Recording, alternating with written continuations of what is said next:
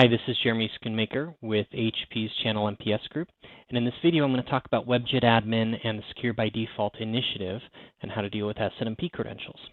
Now, the Secure by Default initiative is HP's response to kind of an ongoing conversation in the electronics industry about connected devices and whose responsibility is to secure them. Now, HP has always provided a lot of different ways to secure devices, but they ship mostly wide open. And the idea behind that is that there's lots of different networks that we ship to, there's lots of different countries we ship to, and sometimes it's difficult to figure out what the best things to turn on and off are, right? So we want to have a good user experience.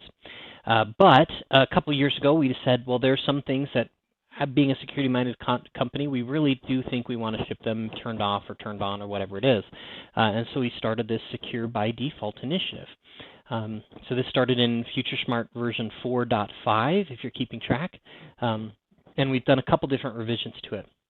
Now, why this plays into WebJet Admin is because one of the settings we've made is around SNMP credentials.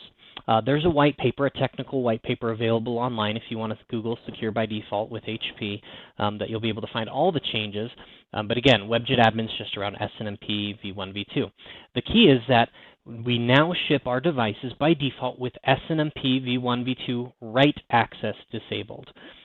So instead of being available for read and write access, their write access is disabled. And that way people can't make changes to the settings to these devices, because SNMP can be used to change settings of devices. So we said, well, we're going to turn that to disabled. And the idea is that then somebody, if they need to, they can enable it. They can set their own community name if they want to, but we'll keep it more secure by default. So this affects WebJet Admin because WebJet Admin uses SNMP set or write access to set a lot of settings. So what you might find, and I've got this pulled up here, is if you create a configuration template and you push it and you get this needed credentials screen, okay? And what this is asking for is a set community name, because it's using an SNMP set protocol to try and apply your template.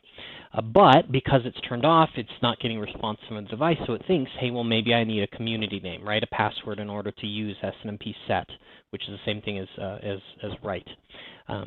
But what's happening here is not that, hey, there's a community name set. What's happening here is that the device itself, you can see it here, has SNMP set to read-only access because of the Secure by Default initiative, okay? So how do we deal with that, right? If we need to, we can go into the device like I have in the web server and just say, hey, I want to enable that, click apply, and then you'd be good to go, right? One device at a time, that's great. But WebJet Admin, of course, is not about one device at a time. It's about large fleets of devices. So what we've done, I'm going to go ahead and cancel this, this template application here, is we've created a way to turn on SNMP with a different network credential. So here in the HP configuration template, you want to apply your devices as normal. So I choose my Enterprise MFP UPI and my NIC here, and I'm going to turn this, call this template SNMP set on. Okay, I could call it whatever I want, but that's what I'm going to call it here. So this is under the security settings of the device, and it's called SNMP credentials, and you'll see there's a version for older devices, FutureSmart 3 and non-FutureSmart devices, and then this version for anything that's FutureSmart 4.5 or newer, right? Anything that's has Secure by Default applied to it. Now, in here, you'll find lots of different options to change SNMP credential settings, right? So if I click the box, right, I'm going to use this.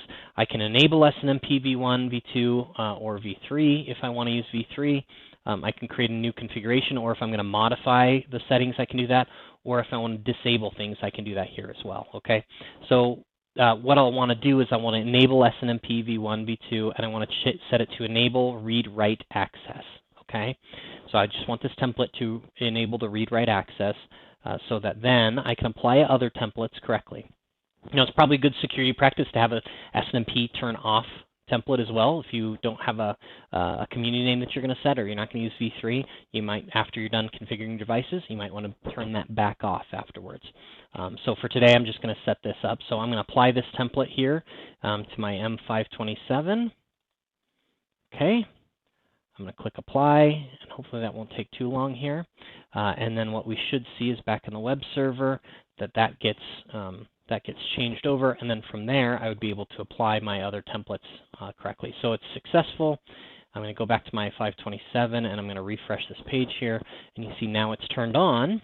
And when I try to apply my other template here, my network settings template to my 527, that box will not pop up because now I can use SNMP set as a protocol.